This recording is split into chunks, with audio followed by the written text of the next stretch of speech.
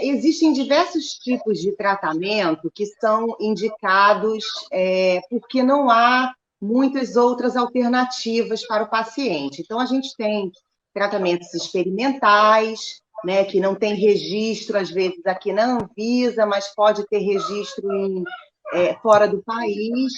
Existem também os tratamentos que a gente chama de off-label, né, que é inclusive um assunto que a gente vai debater hoje, né, Renata, que a gente vai falar sobre um medicamento que foi autorizado pela Justiça para tratamento de asma, que também tem um pouco a ver com isso, porque os médicos, na verdade, eles têm que disponibilizar para o paciente as alternativas para o tratamento da doença. Né? A medicina evolui de uma forma muito mais rápida do que os registros dos tratamentos e dos medicamentos. Tanto que hoje muito se fala sobre a medicina baseada em evidências. Né? O que é a medicina baseada em evidências? Então, a aplicação, né, na prática médica, de modo mais firme, de modo mais consistente, o que a gente tem de melhores evidências, né, que são provenientes das pesquisas em saúde. Então, o objetivo é que o médico, com essa medicina baseada em evidências, né, ele possa tomar uma decisão, né, mais precisa a partir do conhecimento de um maior número de informações. Então, a medicina ela vai evoluindo de forma muito rápida. Então, esses medicamentos, eles às vezes são indicados, né? Existem muitos tratamentos experimentais para as doenças raras, por exemplo. Então, isso é um assunto bastante discutido. Sem registro na Anvisa, aqui no Brasil, a gente já sabe que é difícil conseguir. O STF já decidiu que o registro na Anvisa é fundamental, né? E sem registro na Anvisa, fica realmente difícil conseguir qualquer tipo de tratamento. Você tem que ter uma fundamentação clínica muito evidente, né, muito forte, para conseguir a utilização desse medicamento experimental. O off-label já não é tanto assim, porque o off-label é que, às vezes, um medicamento, ele na bula, ele tem uma determinada indicação para uma determinada doença. Mas o médico, na sua autonomia, ele decide usar aquele medicamento, que na bula é para um remédio, né, para uma outra doença. Né? Porque em estudos, né, os estudos clínicos já identificaram que o tratamento off-label com aquele medicamento para aquela doença é bem sucedido. Já que você falou aí sobre essa questão desse projeto de lei que tramita lá no Congresso, lá na Câmara dos Deputados, perdão, sobre medicamentos para pessoas com espectro autista, vou pegar aí o gancho no final da sua fala para a gente já começar a abordar esse assunto. Melissa, é um projeto de lei, o 3768 de 2020, que obriga operadoras de planos de saúde a oferecerem todas as especialidades terapêuticas prescritas por médicos para pacientes com transtorno do espectro autista. Essa proposta está sendo analisada pela Câmara dos Deputados e proíbe ainda a limitação de um número de sessões anuais necessários para o tratamento multidisciplinar. Na verdade, eu me confundi, você tinha falado sobre o medicamento para asma e eu comecei a falar aqui sobre a questão do autismo. Mas eu acho que é muito importante a gente abordar esse assunto, Melissa, porque determinados tipos de doença precisam de tratamentos especializados. Tratamentos muitas vezes esses, ou medicamentos muitas vezes que não estão previstos naquele rol de cobertura mínima da Agência Nacional de Saúde que você sempre costuma falar com a gente. A lei atual, ela apenas assegura à pessoa com transtorno do espectro autista o direito de participar de planos privados de assistência à saúde.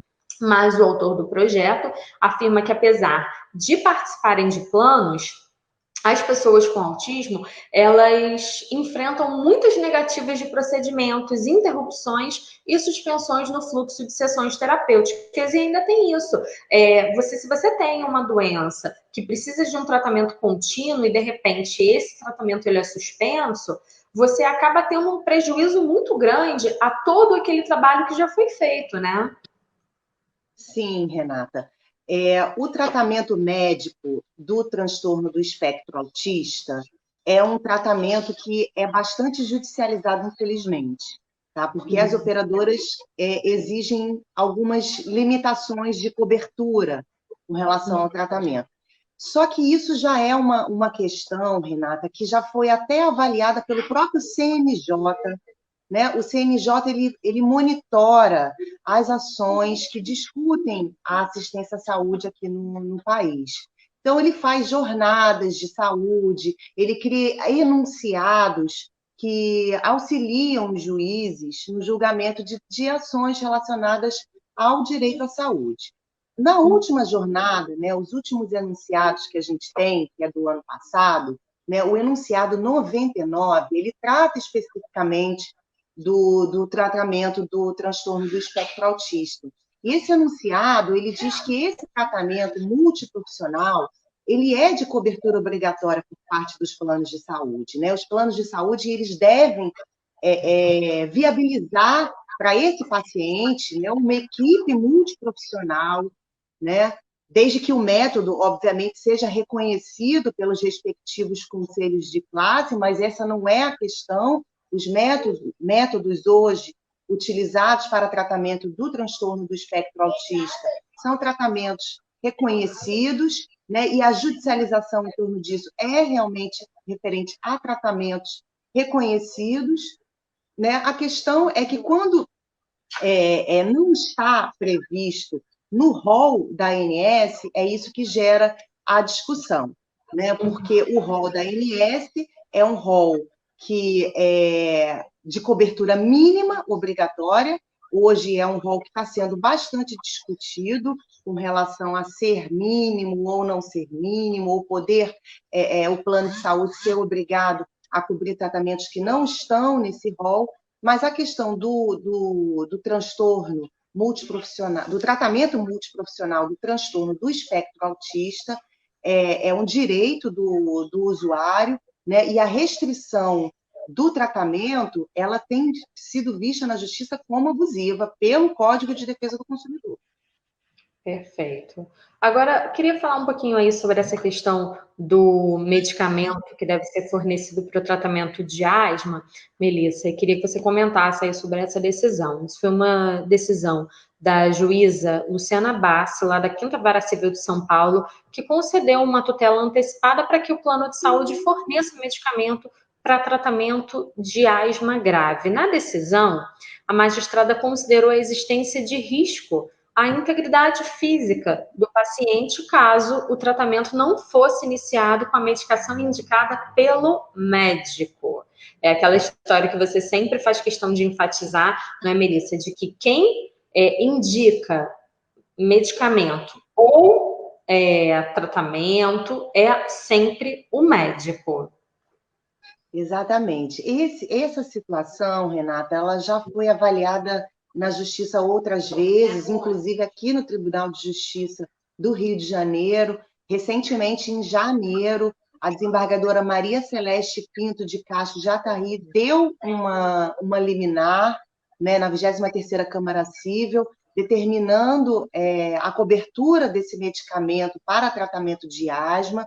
O que a gente observa no questionamento dessa situação específica é a questão do off-label muitas vezes, né? A gente viu que nesse caso que você trouxe, houve a alegação de ser uma situação de urgência e emergência, né? Isso precisa realmente estar caracterizado pelo médico, que é uma situação de urgência e emergência, mas a questão desse medicamento é que a bula dele é uma bula que indica para tratamento de dermatite atópica, né? Então, os médicos que utilizam esse medicamento para a asma, né, em muitas situações pode ser considerado uma situação off-label.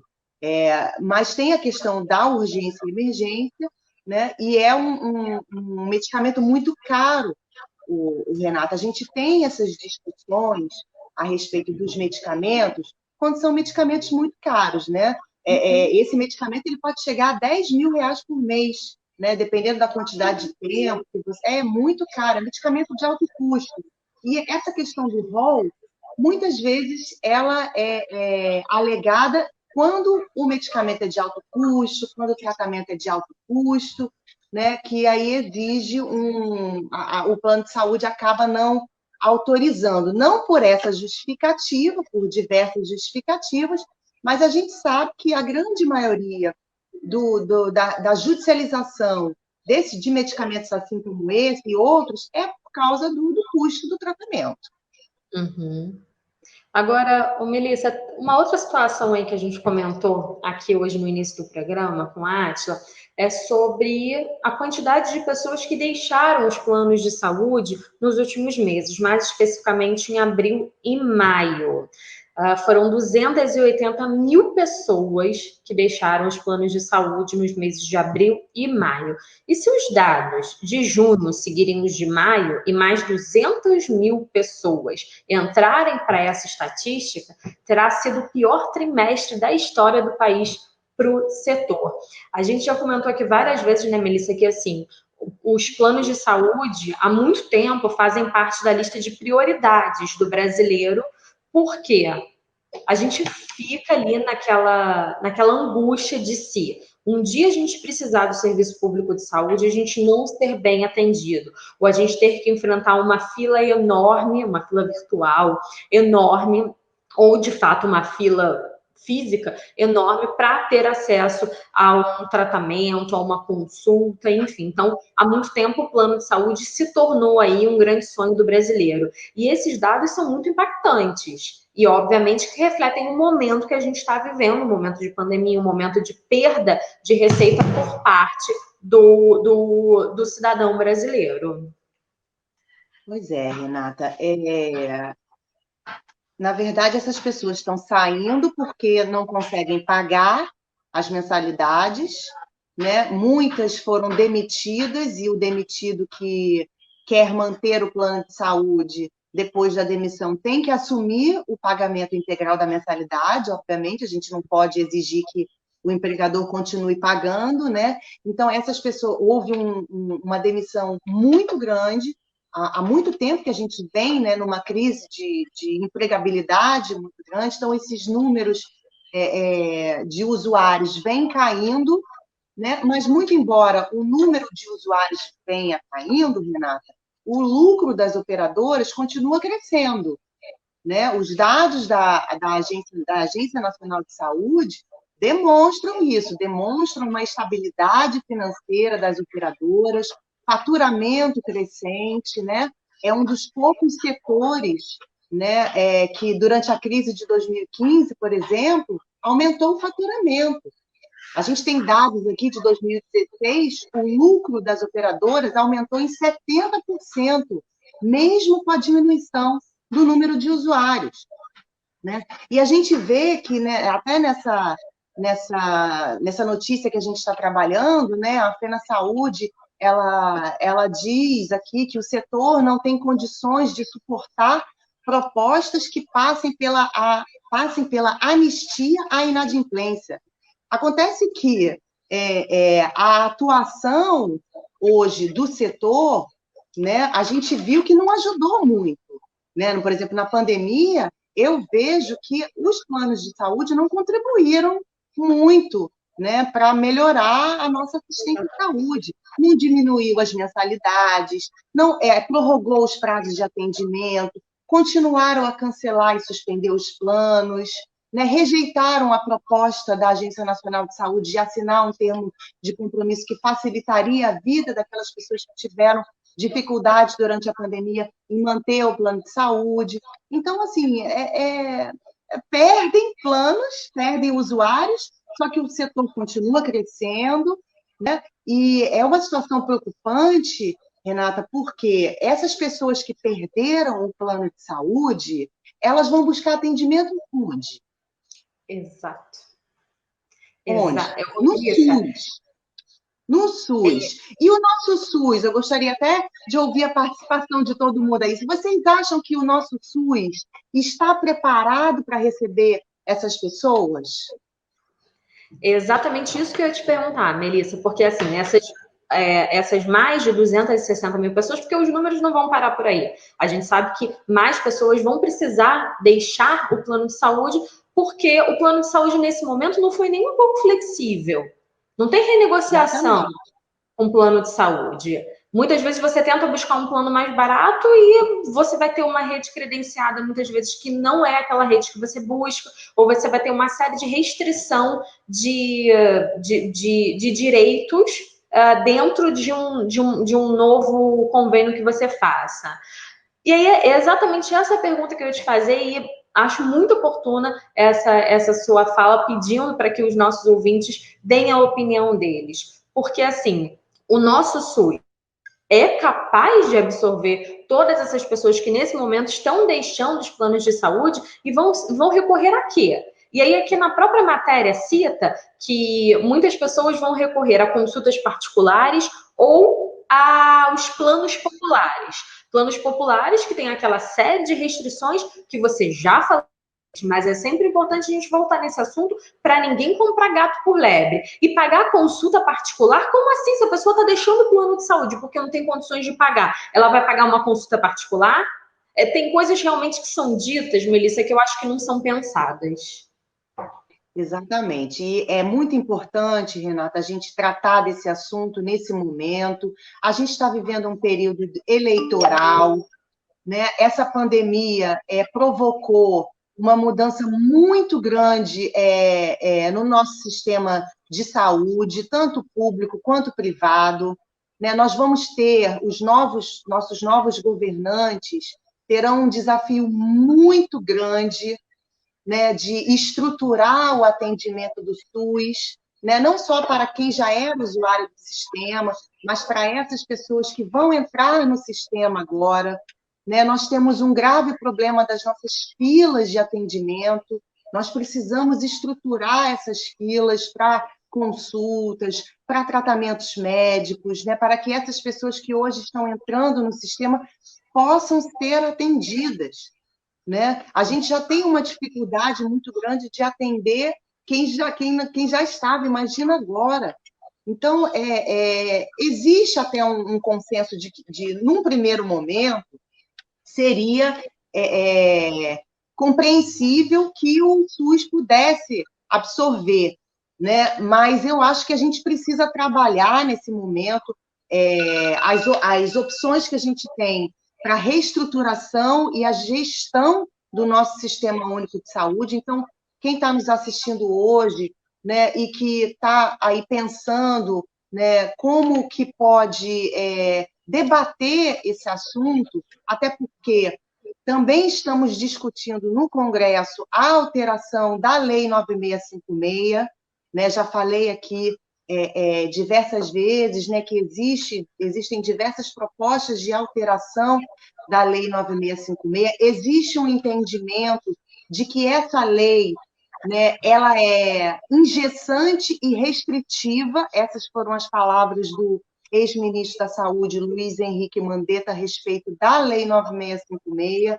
Então, é muito importante que a gente fique atento a isso, porque se a gente tem hoje uma diminuição, né, da qualidade da assistência à saúde pública por conta de uma desorganização maior ainda por causa da entrada de novos usuários, e a gente tem uma alteração da 9656, que foi um marco no nosso país, né, um marco da nossa saúde suplementar, que garantiu direitos, né, que foi muito importante para os consumidores. Se a gente tem tudo isso junto no meio de uma pandemia e no meio de um momento eleitoral, eu estou sempre chamando a atenção de todo mundo para que a gente possa debater a nossa saúde. A nossa saúde é o nosso bem mais precioso, né, ao lado da segurança, obviamente, que é muito importante também, né, mas a nossa saúde é extremamente importante. Então, nós estamos, no momento, debatendo esse assunto em diversas esferas.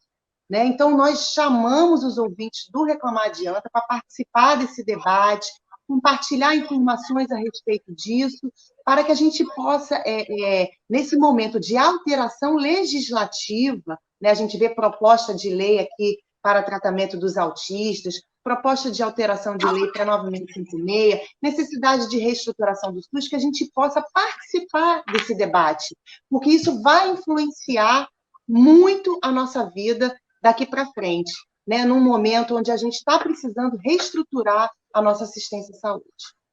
Perfeito, Melissa.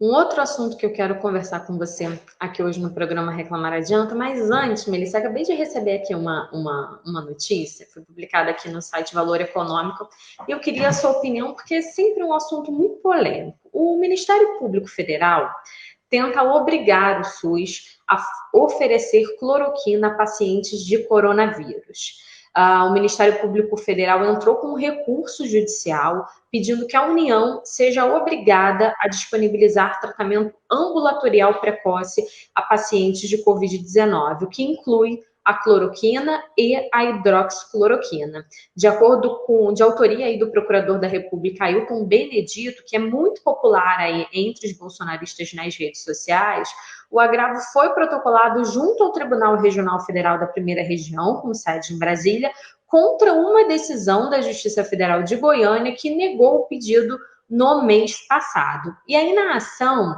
o procurador da República diz que a União, o Estado de Goiás e o município de Goiânia devem acatar a decisão expedida pelo Ministério da Saúde, disponibilizando os remédios para que os médicos possam prescrevê-los a quem tiver com a doença na fase inicial, a partir de uma análise feita caso a caso. De acordo com o procurador da República, o uso da cloroquina deve fazer parte da estratégia sanitária do poder público para evitar novas mortes no Brasil, que já contabiliza aí mais de 94 mil mortos. Queria a sua opinião sobre esse assunto.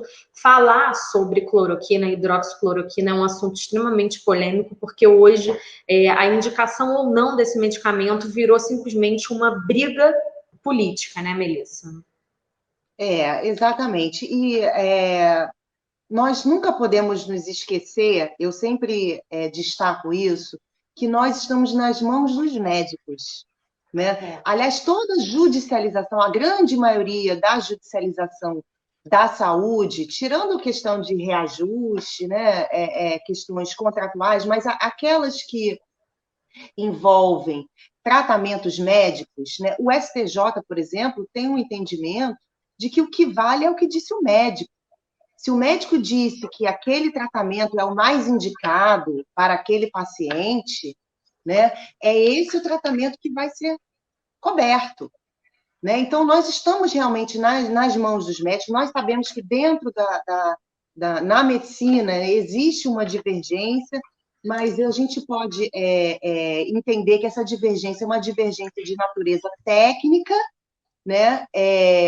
E que a gente deve, eu que não tenho formação na área da saúde, sou advogada, trabalho na área da saúde, mas não tenho nenhuma formação em saúde, o que eu sei é por conta dos meus estudos, das minhas pesquisas, né? E dos meus trabalhos na área, o que é importante é a gente sempre confiar na indicação do médico que a gente escolheu para tratar a nossa doença. Então, nós sabemos que existem médicos que estão, sim, prescrevendo a hidroxicloroquina, com sucesso ou não, isso depende realmente da avaliação do médico, e eu sou partidária, né, de ouvir o médico.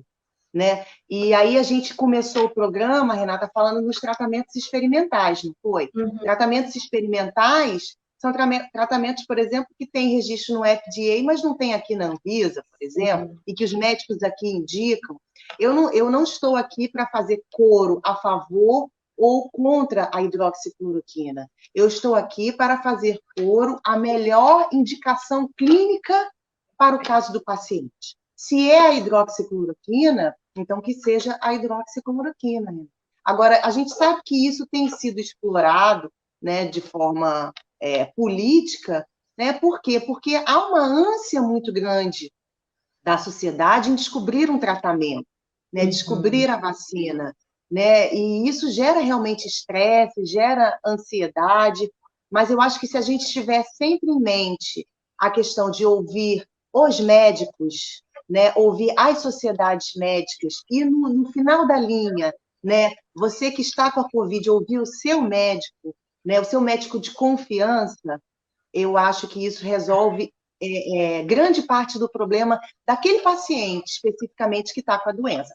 A discussão política é outra, né, Renata? E a gente tem que tomar cuidado, né, para que o tratamento daquele paciente né, que está com a Covid não seja prejudicado por causa disso.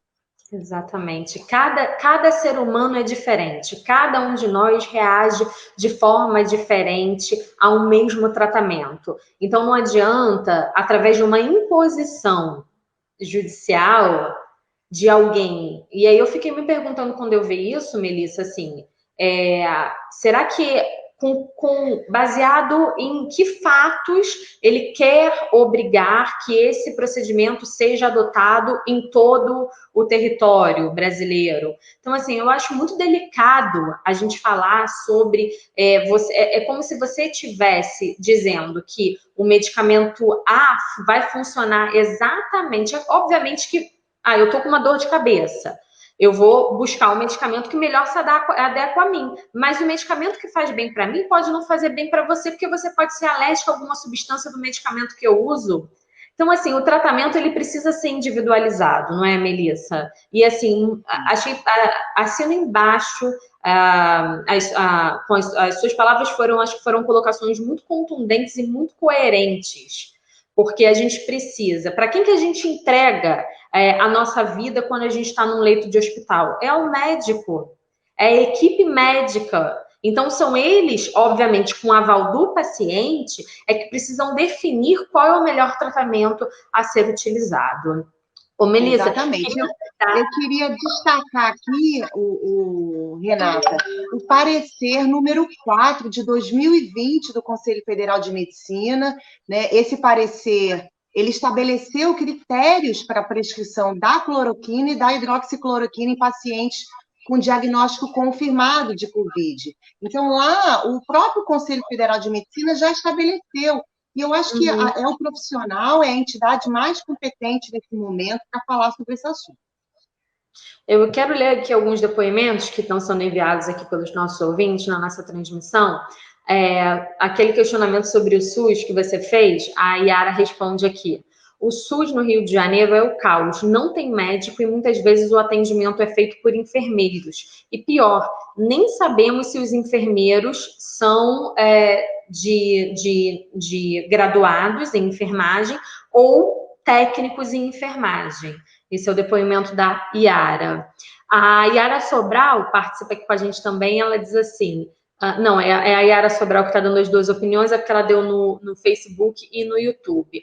A Vaneida diz o seguinte, existe por parte dos médicos da Unimed uma manifestação para que a Unimed fizesse recompensasse os cooperados, já que eles não fizeram atendimentos e ficaram sem recebimento, e os usuários pagaram os seus planos. Fica só o silêncio de todas as operadoras e fica aqui a situação crítica dos médicos. Eu queria que você parasse aqui nesse ponto para comentar sobre essa colocação aqui da Vaneida. A questão é que, assim, com a telemedicina, muitos médicos não puderam, tiveram dificuldades em continuar exercendo, né, a medicina. Fica difícil realmente para algumas especialidades médicas, nós já conversamos aqui, né, Renata? O exercício da telemedicina, né? E nós tivemos também, pelos planos de saúde, logo que surgiu a pandemia, uma prorrogação dos prazos de atendimento. Né? As cirurgias foram adiadas, tratamentos seletivos foram adiados, e isso prejudicou muito, né, o trabalho dos médicos. Né? A telemedicina hoje ainda está sendo bastante discutida, né? São diversos debates a respeito desse assunto, e é importante a participação de todos nós nesse debate a respeito da telemedicina, porque nós somos a ponta desse atendimento. Eu, você, quem está nos ouvindo hoje, nós somos essa ponta, nós somos os destinatários desse serviço de telemedicina. Então, nós precisamos participar do debate, né, enquanto ainda está sendo debatido, enquanto a gente ainda tem contrariedades, enquanto a gente tem pessoas falando, que eu acho importantíssimo a gente ter opiniões divergentes no momento onde a gente está precisando criar um consenso a respeito da telemedicina. Então, agradecer a participação da minha mãe aqui, né, da Vaneida, no programa, e agradecer a participação de todo mundo e pedir que todo mundo realmente participe desse debate a respeito da telemedicina, para que depois, né, nós não sejamos prejudicados, né, pelo atendimento à distância. Você acha, Melissa, que a telemedicina ela já existia antes do coronavírus, né? Ela já estava regulamentada, não é isso? A telemedicina estava regulamentada pelo Conselho Federal de Medicina numa resolução muito antiga, né? Tentou-se fazer uma nova regulamentação, né, recentemente, mas ela foi suspensa, né, um pouco antes do ano anterior, no ano passado, né, 2019. E com a pandemia voltou a ser discutida, né? Houve a edição de uma lei a respeito do assunto, uma lei federal a respeito do assunto, né? E hoje, dentro das sociedades médicas, nas suas especialidades, né? E dentro do Conselho Federal de Medicina, o assunto está quente, está sendo muito debatido, porque nós estamos tendo que trocar o pneu com o carro andando, né? Muitos problemas que hoje a gente está vendo por causa da pandemia são problemas antigos, né? São questões que já deveriam ter sido discutidas, resolvidas antes, e que agora a gente está tendo que ir na pressa resolver. Por isso que a gente tem que ter atenção, porque na pressa a gente pode resolver errado, Renata. Então, nós temos que debater, nós temos que trazer o assunto, o Reclamar Adianta tem essa função de trazer esse assunto, e agradeço a oportunidade de trazer esse assunto aqui, para que todos os nossos ouvintes também tomem conhecimento da importância da telemedicina, da discussão da telemedicina nesse momento. Melissa, queria te pedir para responder aqui uma dúvida que a gente recebeu da ouvinte Sônia Maria Lisboa. Ela gostaria de uma informação. Ela diz que tem o plano de saúde da Unimed, ela é MEI. Ela vai fazer 67 anos agora em setembro e recebeu o boleto com o aumento. Quando, na realidade, ela diz assim, quando, na realidade, só tem o aumento no mês de novembro, que é o aumento anual. Esse aumento não veio no meu boleto para pagamento agora, dia 22 de julho. Veio com aumento. Ela ligou para a Unimed e foi informada que esse aumento é por faixa etária. Aí ela pergunta o seguinte, pelo que sei, só pode ter aumento por faixa etária até os 59 anos. Esse aumento procede porque, segundo eles, em novembro teria um aumento, aquele aumento anual. E ela nem mudou de faixa etária e já estão querendo aplicar o aumento do plano de saúde dela. Ela gostaria aí da sua orientação, a Sônia Maria Lisboa. Foi importante ela ter ligado já para a Unimed para esclarecer e tirar as dúvidas. Por quê? O reajuste depende muito do tipo de contrato, né? Ela diz aí que não tem faixa etária, mas a Unimed está dizendo que tem. Então, eu imagino, né, que se a Unimed não fez uma avaliação equivocada, eu imagino que exista no contrato dela uma previsão de reajuste nessa faixa etária. Ela precisa pedir a cópia desse contrato para ela se certificar de que realmente existe essa previsão. Porque se realmente existir essa previsão, o entendimento hoje é de que o reajuste por faixa etária após 60 anos, ele pode ser aplicado se previsto no contrato e se obedecidas as resoluções do setor, da Agência Nacional de Saúde, e se não houver, ali no caso específico, uma situação muito abusiva.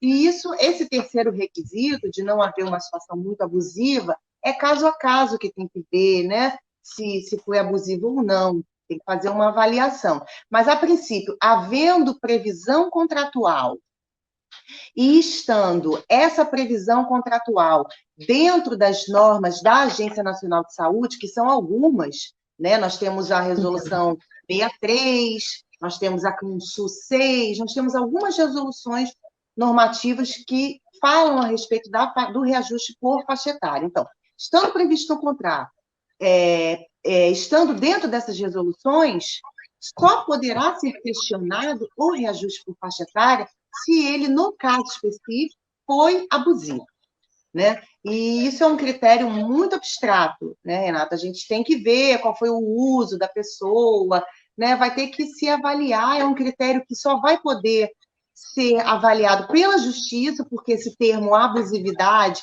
vem do Código de Defesa do Consumidor, né? Aí, para você alegar abusividade, vai ter que se comprovar, então, realmente, vai ter que sobrar para a justiça se ela quiser reclamar. Mas o entendimento de que não há todo reajuste por faixa etária após 60 anos é ilegal e abusivo, hoje não é mais assim, porque o STJ já deu um entendimento a respeito desse assunto e fixou critérios para se considerar ilegal ou reajuste por faixa etária. Então, é muito importante que ela veja o que o contrato dela prevê.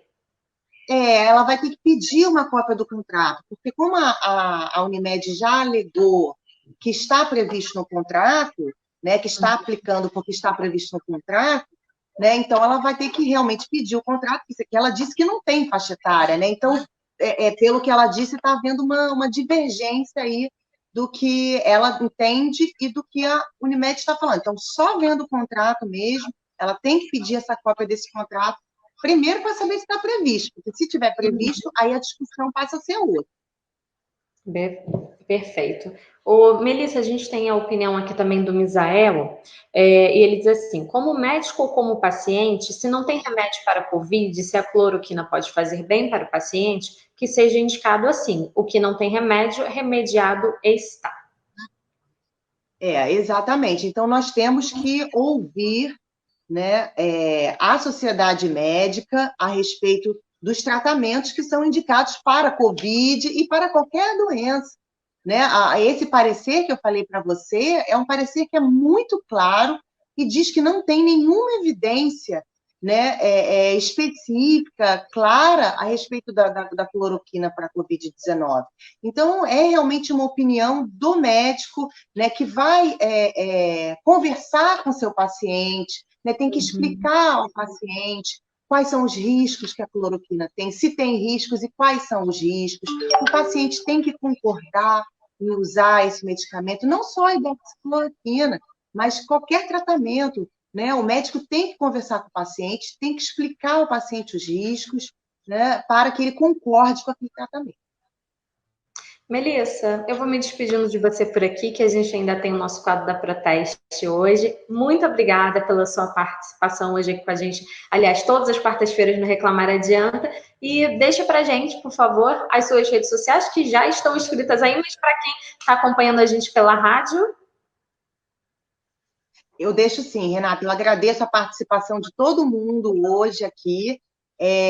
As minhas redes sociais têm muita informação a respeito de direito à saúde, está escrito aí embaixo, Areal Pires, _ direito à saúde, e eu queria aproveitar e convidar a todo mundo que está nos ouvindo, amanhã eu vou conversar um pouquinho mais sobre direito à saúde, numa live da ESA, né, da ESA Barra, né, então queria convidar todo mundo, vai ser amanhã, dia 6, às 18 horas, lá no Instagram da OAB Barra e da ESA. Então, eu queria convidar todos a compartilhar informação, agradecer mais uma vez a oportunidade de estar aqui falando sobre direito à saúde, desejar uma excelente semana para vocês e para todo mundo que está nos acompanhando, e até quarta-feira que vem.